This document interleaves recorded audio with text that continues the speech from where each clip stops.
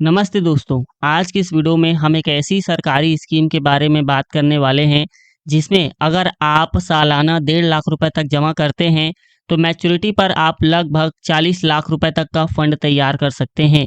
क्या आप चाहते हैं कि एक ऐसी सरकारी स्कीम जिसमें आपका पैसा 100% सुरक्षित हो, ब्याज टैक्स फ्री हो और आप लाखों रुपए तक का फंड तैयार कर सकें, वो भी मिनिमम 500 रुपए सालाना जमा करके और मैक्सिमम दोस्तों 1.5 लाख रुपए तक सालाना जमा करके। तो आपको पोस्ट ऑफिस की पीपीएफ स्कीम के बारे में आज मैं सब कुछ बताने वाला हूँ। म्यूचुअल फंड के उतार चढ़ाव से और रिस्क से कहीं गुना बेहतर साबित हो सकता है।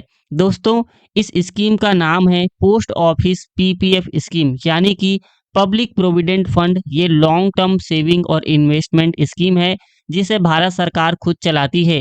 इसमें कोई भी भारतीय नागरिक अपना खाता खोल सकता है।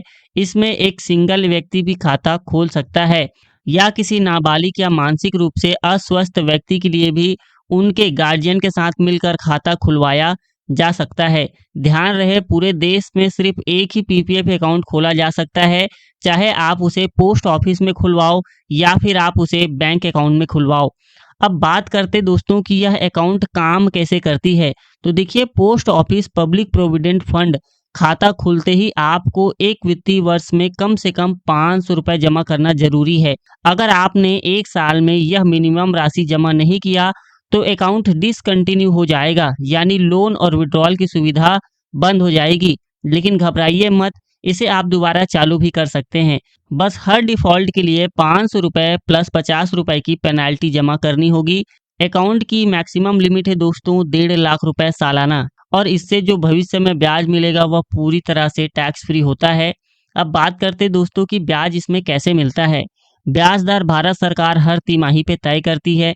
ब्याज की गणना महीने की 5 तारीख के बाद और महीने के अंत के लोवेस्ट बैलेंस पर होती है, और इसका जो इंटरेस्ट है साल के आखिर में आपके अकाउंट में जुड़ जाता है, और ये भी कंपाउंडिंग से बढ़ता है। अब बात करते हैं दोस्तों डिपॉजिट रूल्स के बारे में। तो इसमें दोस्तों मिनिमम डिपॉजिट है, एक वित्तीय वर्ष में कम से कम आपको 500 रुपए जमा करना होगा, और मैक्सिमम डिपॉजिट की लिमिट है दोस्तों 1.5 लाख रुपए ही आप इसमें मैक्सिमम जमा कर सकते हैं। अब आप इस 1.5 लाख रुपए को या तो एक बार करें या कई बार करके भी कर सकते हैं।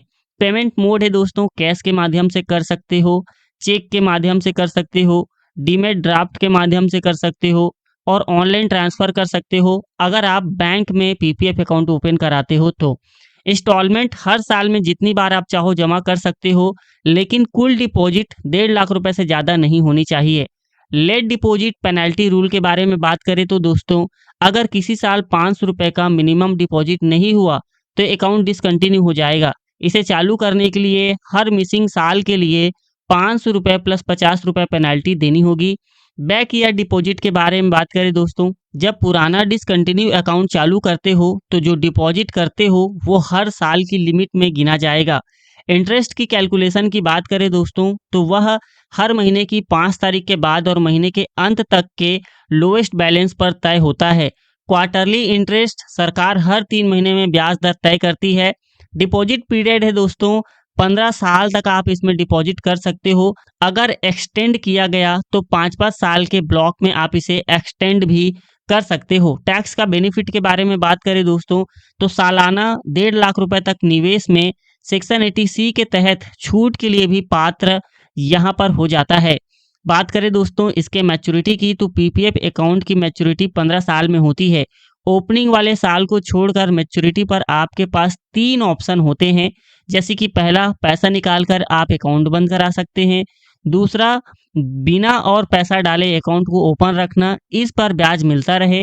तीसरा है दोस्तों, अकाउंट को 5-5 साल के ब्लॉक में आप एक्सटेंड भी करना चाहें तो आप उसे जारी रख सकते हैं। ध्यान दें, अगर अकाउंट डिसकंटिन्यू है तो आप इसे एक्सटेंड भी नहीं कर पाएंगे। अब बात करते दोस्तों प्री मेच्योर क्लोजर की। मान के चलो कि आपको कोई इमरजेंसी सिचुएशन आ जाती है और आप बीच में ही खाते को बंद कराना चाहते हैं, तो हालांकि ये लॉन्ग टर्म स्कीम है, लेकिन कुछ खास हालात में आप 5 साल के बाद इसे बंद कर सकते हैं, जैसे कि कोई जानलेवा बीमारी हो, हायर एजुकेशन की पढ़ाई करनी हो, या फिर आप एनआरआई बनने पर हो। लेकिन प्री मेच्योर क्लोजर पर आपके पूरे ब्याज में से 1% की कटौती यहाँ पर हो जाएगी। डेथ बेनिफिट के बारे में बात करें दोस्तों, तो अगर अकाउंट होल्डर की मृत्यु हो जाती है तो अकाउंट बंद कर दिया जाता है और ब्याज पिछले महीने तक दिया जाता है। नॉमिनी या लीगल हेयर इसमें आगे पैसा नहीं डाल सकते। बात करूं दोस्तों इस स्कीम के फायदे के बारे में, तो सबसे फायदा यही है दोस्तों कि 100% यहाँ पर सरकारी गारंटी होती है। दूसरा है दोस्तों टैक्स फ्री ब्याज और मैच्योरिटी। तीसरा है दोस्तों सेक्शन 80C के तहत टैक्स छूट मिलता है और लॉन्ग टर्म में बड़ा फंड बनाने का मौका होता है। इसलिए स्कीम खास करके मिडिल क्लास के लिए बेस्ट साबित हो रही है और लोग इसे पसंद भी करते जा रहे हैं। चलिए दोस्तों अब बात करते हैं कि अगर आप इस स्कीम में सालाना 1.5 लाख रुपए तक जमा करते हैं तो कैसे आप एक टाइम पीरियड बाद अप्रोक्स 40 लाख रुपए तक का फंड तैयार कर सकते हैं।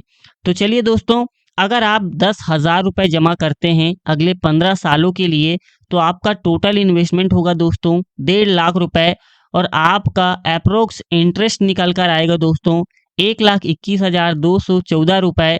अप्रोक्स फाइनल पैसे की वैल्यू हो जाती है दोस्तों 2,71,214 रुपए।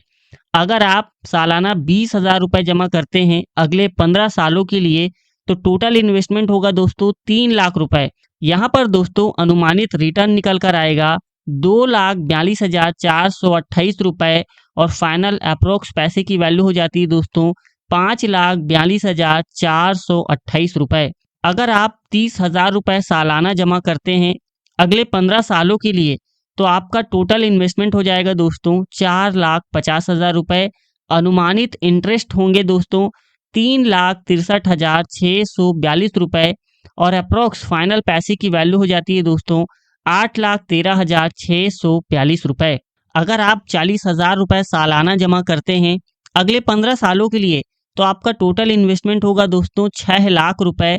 अनुमानित इंटरेस्ट निकल कर आएंगे दोस्तों 4,84,856 रुपए और अप्रोक्स फाइनल पैसे की वैल्यू 10,84,856 रुपए।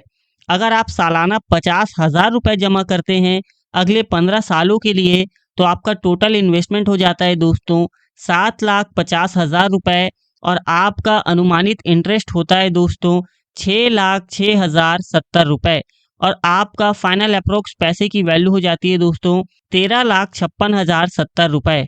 अगर आप इस स्कीम में 60,000 रुपए सालाना जमा करते हैं अगले 15 सालों के लिए तो आपका टोटल इन्वेस्टमेंट होगा दोस्तों 9 लाख रुपए।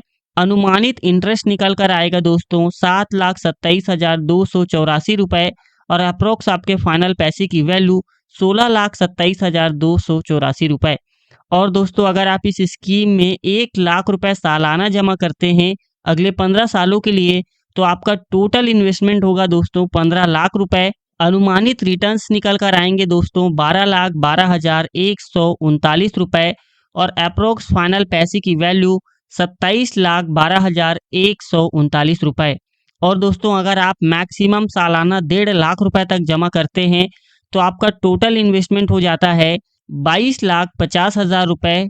अनुमानित यहाँ पर रिटर्न्स आएंगे दोस्तों 18,18,209 रुपए और अप्रोक्स फाइनल पैसे की वैल्यू हो जाती है दोस्तों 40,68,209 रुपए।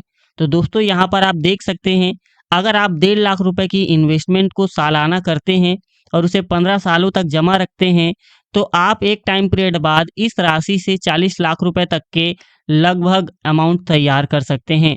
दोस्तों ये वीडियो सिर्फ एजुकेशन पर्पस के लिए है। इस वीडियो में दी गई सारी जानकारी सरकारी सोर्सेज पर आधारित है, वर्तमान ब्याज दरों पर आधारित है और इसके आगे कोई गारंटी नहीं है। यह एक अनुमान है, भविष्य में दरें बदल सकती है। इन्वेस्टमेंट करने से पहले अपने नियरेस्ट पोस्ट ऑफिस या फिर बैंक में जाकर या फिर ऑफिशियल वेबसाइट से रेट्स और टर्म्स कंफर्म करें। मैं किसी भी फाइनेंशियल लॉस या गेन का जिम्मेदार नहीं रहूँगा।